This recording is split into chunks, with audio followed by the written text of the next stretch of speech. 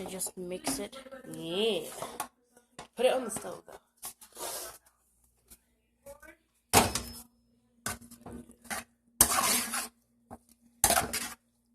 And then keep adding ketchup and keep mixing it. Okay. 2 for that. Just need to open the ketchup.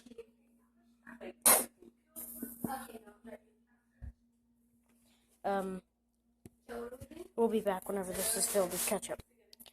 And we're back. This took quite a long time. This should be enough. I can't mix with one hand again. Alright. I'll come back whenever it's mixed. And we're back. And it's mixed. And it's good. And it's very awesome. You should run it over to that.